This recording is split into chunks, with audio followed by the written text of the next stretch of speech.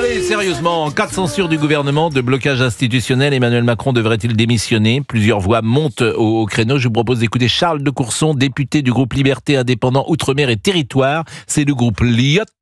Il était hier sur LCI. Quand il y a une crise politique, qu'est-ce que faisait le général de Gaulle? Un référendum.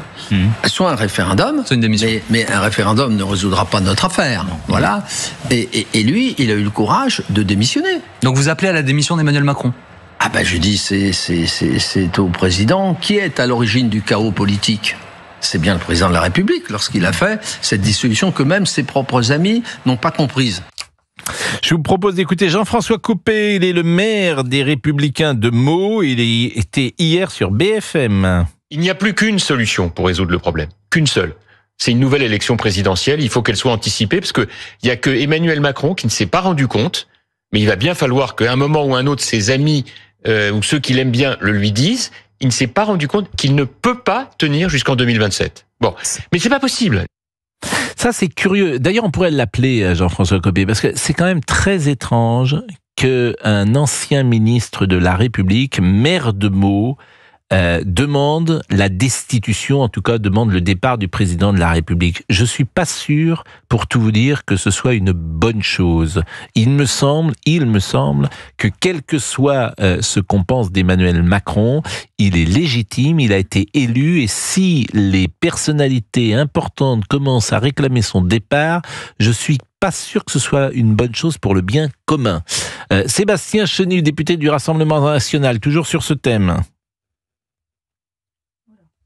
Sébastien. Il a disparu de la machine, il va revenir. Ah, alors Mathilde Panot, est-ce qu'elle n'a pas disparu de la machine, monsieur? Moi, je vais vous dire, le gouvernement Barnier va tomber. Et il ne restera que deux solutions à Emmanuel Macron. Soit de nommer Lucie Castet à Matignon, soit de s'en aller. Pourquoi? Quelle autre solution connaissez-vous que de revenir au vote lorsque nous sommes dans une impasse démocratique? François Hollande était ce matin sur France Inter, tout le monde y est allé de son petit couplet. Je ne suis pas favorable à une procédure de destitution du président de la République. Je ne suis pas favorable à ce qu'il y ait une élection présidentielle anticipée dans le contexte que l'on vient de décrire, d'instabilité et de péril sur les marchés. Donc je suis responsable. Et puis s'est exprimé sur Jean-Luc Mélenchon, l'ancien président de la République. Jean-Luc Mélenchon, il est sur une ligne qui est effectivement cohérente. Il veut une élection présidentielle anticipée. Il veut être candidat à l'élection présidentielle. Il ne sera pas président, il le sait aussi. Il ne sera même pas au deuxième tour, il le sait aussi. Mais il est dans une situation où il veut une élection présidentielle, pas moi. Bon, qu'il ne soit pas au deuxième tour, il est bien audacieux, monsieur Hollande, parce que s'il y avait des élections demain matin, je pense que le deuxième tour, l'hypothèse la plus probable serait Marine Le Pen contre Jean-Luc Mélenchon, me semble-t-il. Écoutez une nouvelle fois François Hollande, cette fois sur Jean-Luc Mélenchon rejeté. La position et même la personne de Jean-Luc Mélenchon sont les plus rejetées dans l'opinion publique. Je ne me trompe pas. Donc, quand on a autant de niveaux de détestation, quand on a autant de niveaux de refus, de réprobation, ça pose quand même une question. Je vous assure, faut se pincer pour écouter l'ancien président de la République. Je rappelle que monsieur Hollande a concouru au mois de juin dans les législatives sous la bannière du nouveau front républicain, du nouveau front populaire, pardonnez-moi, avec le parti le plus fort des trois, Europe Écologique, PS, la France Insoumise, qui est le parti le plus fort. Et qui dirige le parti, la France Insoumise, c'est monsieur Mélenchon. Tous les députés socialistes, il y a 70 députés socialistes, je crois, ils doivent tous leur siège à Jean-Luc Mélenchon. C'est ça la réalité. C'est-à-dire que s'ils ne s'allient pas au mois de juin avec Jean-Luc Mélenchon, ils ne sont pas élus. Donc, il y a vraiment une hypocrisie ou un cynisme de la part de François Hollande qui ne m'étonne pas d'ailleurs, mais qui, effectivement, qu'il faut souligner. Je crois que nous avons retrouvé, Fabrice Lafitte, le son de Monsieur Chenu. Oui, la machine l'avait égaré, disiez-vous tout à l'heure. Le président de la République devrait tirer les conséquences. Donc il doit partir. C'est-à-dire qu'à un moment, si la situation est bloquée et qu'il n'y a que la possibilité, en démissionnant, de débloquer cette situation, il faut que le président en tire les conséquences. Moi, je crois que c'est ça aussi être un homme d'État, c'est considérer un moment que son pays ne peut pas avancer, du fait d'ailleurs de sa propre responsabilité, Emmanuel Macron, et d'en tirer les conséquences. On verra ce qu'il fera. Bon. Bon, je crois qu'on essaiera de joindre Jean-François Copé. Je ne sais pas s'il est déjà là, d'ailleurs, monsieur Copé, monsieur Tessier. Il est déjà là, monsieur Copé ? Il est en ligne. Ah ben, il est en ligne. Monsieur Copé, bonjour. Bonjour. Le maire de Meaux, avec beaucoup de succès, faut le dire, parce que Meaux est une ville particulièrement réussie depuis que vous êtes le maire. Et j'attends que vous veniez faire un reportage sur la tranchée du musée de la Grande Guerre que Michel Barnier a inauguré et qui passionne le public. Bon, alors j'ai dit des choses gentilles et je vais peut-être dire des choses qui le sont moins. J'ai été surpris qu'un homme comme vous, de haute stature quand même politique, qui a été au gouvernement plusieurs fois, demandiez la démission d'Emmanuel Macron. J'ai dit tout à l'heure, je suis pas sûr que ce soit une bonne chose, même pour la démocratie, de pousser celui qui a été élu, qui a la légitimité du peuple, qui peut d'ailleurs finalement continuer de rester à l'Élysée. Le problème, c'est plus l'Assemblée nationale où il n'y a pas de majorité que Emmanuel Macron. Donc s'il dissout dans 6 mois, les choses peuvent changer. Et ça m'a étonné que vous, précisément, demandiez cela. Et donc, on s'est dit, on va vous appeler. Mais d'abord, je suis très content que vous ayez ce réflexe de m'appeler, parce qu'il y a plein de fois où vous dites des trucs sans forcément nous appeler derrière, alors on peut pas préciser les choses. Et deuxièmement, je vous retrouve tel que vous êtes, cher Pascal, et c'est comme ça que les Français vous aiment, à la fois enthousiaste et imprécis. Donc, puisque j'ai quelques instants, je vais bien préciser les choses. Et à l'occasion, si vous avez la possibilité de revoir l'interview que j'ai faite sur BFM, bien que ce soit une chaîne concurrente, vous aurez tous les éléments. Il est évidemment hors de question de parler d'une démission d'Emmanuel Macron maintenant. Ça n'a aucun sens, puisqu'en réalité, on ne peut pas dissoudre avant le 9 juin. En revanche, je pense qu'on ne pourra pas tenir comme ça jusqu'en 2027, c'est impossible. Et je pense deuxièmement que si Emmanuel Macron reste au pouvoir et dissout à nouveau à partir du 9 juin prochain, il y a un risque, comme le rejet est sur lui, les Français renvoient la même assemblée ingouvernable. Et dans ce cas, là, il est obligé de partir, parce que ce serait un désaveu une deuxième fois. Et sauf que comme derrière, c'est une présidentielle anticipée sans pouvoir dissoudre à nouveau pendant 1 an, là, la France est totalement paralysée. Donc la seule solution dans ce contexte, la seule, est que sa démission soit finalement la solution au problème qu'il a posé avec cette dissolution, non pas maintenant, évidemment, mais grosso modo à partir du mois de février-mars. Pourquoi ? Parce que comme le délai, quand il y a une présidentielle anticipée, c'est 50 jours. On l'a connu avec la mort de M. Pompidou. 50 jours à partir du mois de février-mars, ça nous amène peu ou prou vers la fin mai, début juin. Donc un nouveau président est élu. Et à ce moment-là, il est élu en connaissance de cause par les Français. C'est une vraie clarification. En clair, s'ils veulent Madame Le Pen, ils auront Madame Le Pen. S'ils veulent Monsieur Mélenchon, ils auront Monsieur Mélenchon.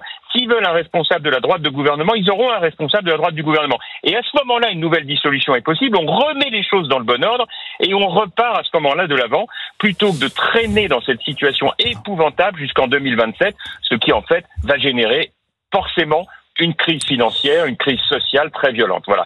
C'est ça le raisonnement. Et honnêtement, Pascal, si vous acceptez de rentrer dans ce raisonnement, vous voyez que c'est bien au niveau de la présidence de la République que le problème va se poser. Bon, écoutez, il y a beaucoup d'équations que je trouve à beaucoup d'inconnus, parce que vous préjugez que l'élection législative renverrait la même chambre. Mais je dis qu'on peut pas prendre le risque. Je dis juste qu'on ne peut pas prendre le risque. C'est ça mon point. Parce que la situation, en réalité, de tension à l'égard du président de la République est tellement forte que ce serait une folie de prendre à nouveau le risque d'une dissolution qui pourrait conduire les Français à amener une assemblée aussi morcelée qu'aujourd'hui. Bon, ce qui est certain, c'est que l'esprit des institutions, et De Gaulle avait appliqué à chaque fois l'esprit des institutions, c'était sans doute de démissionner quand tu es désavoué. Nous sommes d'accord là-dessus. Voilà. Vous voyez que vous êtes en train de vous copéiser. Non, je ne me copéise pas parce que c'est paradoxal, mais en même temps, je n'aime pas l'idée qu'un homme politique de haut niveau vienne demander la démission de celui qui a été élu au suffrage universel direct. Je ne pense pas que ce soit une bonne chose. Non, j'ai pas dit le contraire. Il y a une minute en parlant du général de Gaulle. Mais oui, non. Bien sûr. Mais c'est à lui de décider. Personne demandait à De Gaulle de décider, c'était lui qui décidait. Donc il me semble que si tout le monde commence à demander à celui qui a été élu qu'il n'aille pas au bout de son mandat, il me semble, et je prends une précaution oratoire, que ce n'est pas forcément une bonne chose pour la démocratie. Maintenant, vous avez pu répondre. Non, mais vous avez... Non, Pascal, excusez-moi, mais là je vous en prie. Là, vous avez une petite contradiction. Je suis pas très imprécis, vous êtes vous-même en train de dire... Non, mais c'est pas la même chose. Vous êtes assez subtil pour voir la différence. Mais non. Oui, mais vous aussi. Donc vous non, mais écoutez-moi. Vous Moins venez que de vous. dire à l'instant que comme vous êtes, que le raisonnement gaulien, c'est de tirer les enseignements du sondage et de partir. Donc vous-même êtes en train d'émettre l'idée qu'il aurait dû le faire. Donc on n'est pas très éloigné. Enfin, vous avez jamais demandé la démission de Jacques Chirac quand il a été battu aux législatives. Personne l'a demandé. Soyons aussi clairs là-dessus. Quand il y a eu la dissolution de Monsieur de Villepin, vous n'avez pas demandé à Jacques Chirac de partir. Non, mais là encore, soyons précis. C'était une cohabitation. Il y avait une majorité à l'Assemblée qui était mais il y en aura peut-être en juin. Il n'y en a pas. Mais alors en ce moment, oui. Mais pour tout vous dire, moi, je pense pas. D'abord, votre scénario, je n'y crois pas. Je pense que si demain il y a des législatives, croyez-moi, il y aura une majorité claire. Mais non, ça ne veut rien du tout. On ne peut pas prendre ce risque. Mais vous non plus. Moi, mon point, c'est qu'on ne peut pas prendre ce risque. Il faut la clé de voûte des institutions, la cinquième, c'est la présidence de la République. C'est pas l'Assemblée. Non, mais c'est vrai. On ne peut pas prendre ce risque. Mais je vous assure, réfléchissez au calme à ce qu'on vient de se dire et on s'en reparle dans 24 heures. Je vous assure. Parce que vraiment, je ne suis pas quelqu'un connu pour mes excès. Mais justement, ça m'a étonné. Bien sûr, ça m'a beaucoup étonné de vous. Parce que si je prends la responsabilité de le dire, c'est parce que en conscience, il n'y a pas d'autre solution. En fait, on ne peut pas tenir comme ça. C'est impossible. Eh ben, en tout cas, merci. Jusqu'en 2027, c'est impossible. Bon, est-ce que à Meaux, pendant les vacances de Noël, il y a des guirlandes de Noël? Est-ce qu'il y a un grand sapin de Noël? Est-ce que le mot Noël est dans la ville? Ou est-ce que, comme dans certaines villes de France, on rechigne à simplement utiliser le mot Noël? Mais vous blaguez ou quoi? Mais moi je suis un fan total de Noël. Mais attendez, nous on fait des descentes en rappel du Père Noël sur le mur de la mairie. On illumine la ville. C'est la fête absolue parce que les Français, avec tous les malheurs qu'ils doivent se taper, heureusement qu'il y a des maires qui veillent à s'occuper de la vie des familles au meilleur sens du terme et de leur proposer un moment de fête après toutes ces épreuves. Heureusement qu'il nous reste ça. Eh ben, écoutez, je suis content. J'invite d'ailleurs les gens à choisir plutôt des mairies qui font les fêtes de Noël que des mairies qui veulent même pas mettre de guirlandes sur les arbres au motif que ce serait anti-écologique. On a déjà des combats magnifiques à mener contre l'écologie. Ne restons pas sur les trucs stupides. Et puis, mais là, je suis en terrain conquis avec vous, Pascal. Je suis d'accord avec vous. Et il y a toujours la très belle patinoire? Non. Cette année, nous ne faisons pas de patinoire. D'abord parce que c'est anti-écologique, pour le coup. Et deuxièmement, parce que les finances publiques ne nous le permettent pas. Et je pense qu'il faut gérer en bon père de famille. Vous savez, tous les prélèvements budgétaires là auxquels on a droit en ce moment en tant que collectivité locale nous obligent à être malheureusement un peu prudents là-dessus. Donc il n'y a cette année pas de patinoire, mais beaucoup d'autres choses. Non, mais moi j'aime bien Jean-François Copé parce qu'il n'y a pas la langue de bois. Et je vous écoute régulièrement sur des chaînes info. Non, mais c'est vrai que c'est intéressant d'échanger ensemble sur ces sujets. Oui. Pour le même prix, Pascal, si je peux me permettre. Je vous en prie, monsieur Copé. Il faut absolument passer le message à Madame Le Pen que renverser le gouvernement en votant une motion de censure là dans les jours qui viennent, ça veut dire qu'elle doit le faire avec monsieur Mélenchon, quelle honte. Deuxièmement, que cela va provoquer un chaos financier immédiat. Et troisièmement, avant Noël, les Français vont la détester. Donc je partage assez votre analyse. Je partage assez votre analyse. Mais comme je sais qu'il vous arrive parfois de fréquenter des gens qui la fréquentent, passez-lui le message. Parce que vraiment, tout ça n'est pas responsable de la part de quelqu'un qui recherche de la crédibilité toute la journée à l'extrême droite. Il est subtil, ce monsieur Copé. Sachez que je suis plutôt sur votre ligne. Si vous m'écoutez depuis 3-4 jours, c'est exactement ce que je dis. C'est-à-dire que personne n'a intérêt à cette dissolution et surtout pas la France. Donc, quant à elle, elle va se griller définitivement.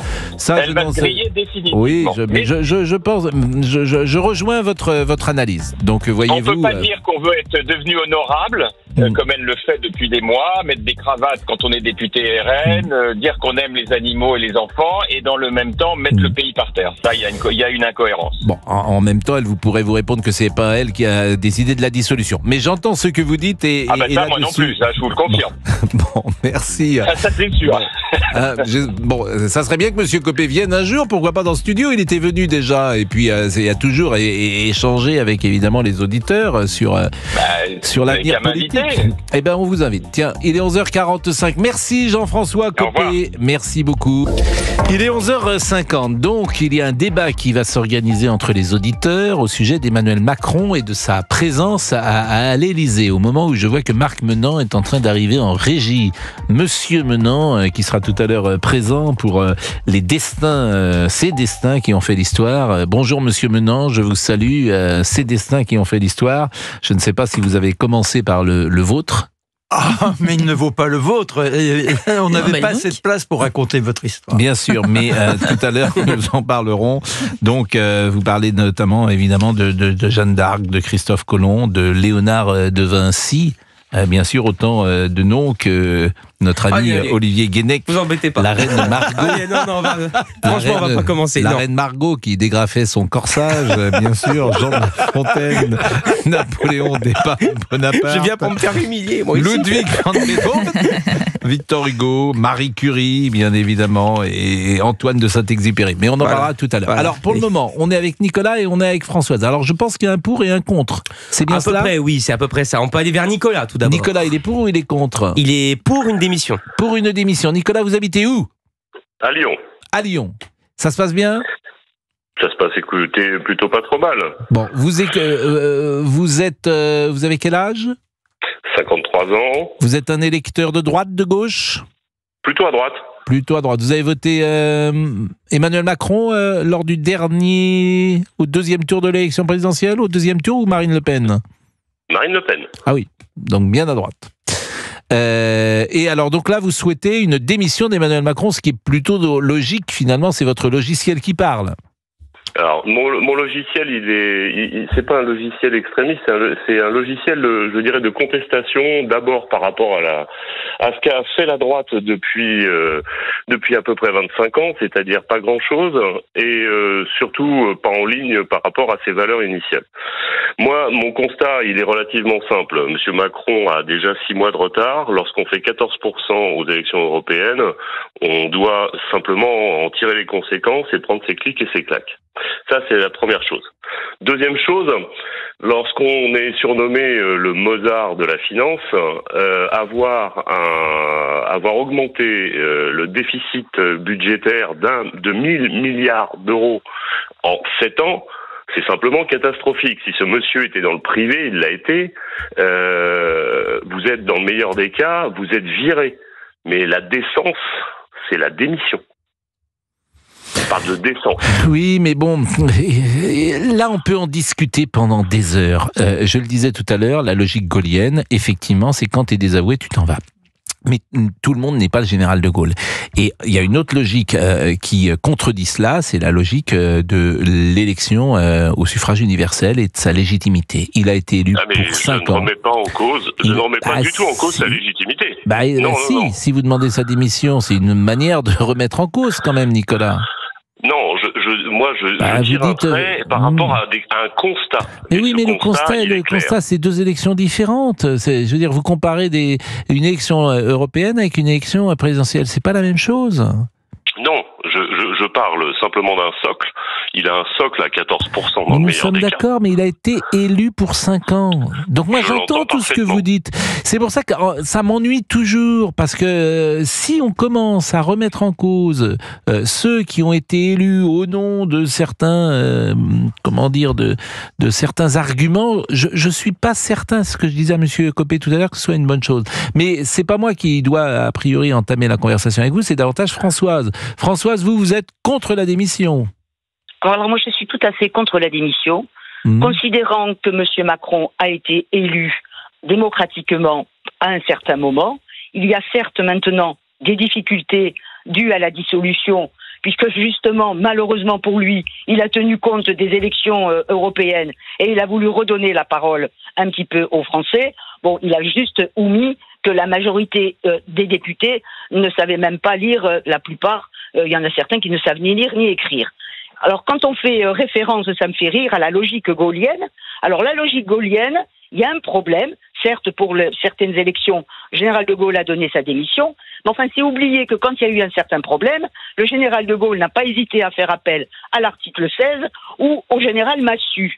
Alors, qu'on arrête un petit peu de parler des logiques gaulliennes pour justifier que M. Macron doive donner sa démission. Il a été élu, M. Macron. Alors, certes, maintenant, il y a des difficultés qui sont continuellement amplifiées par les médias et par tout ce qu'on peut entendre.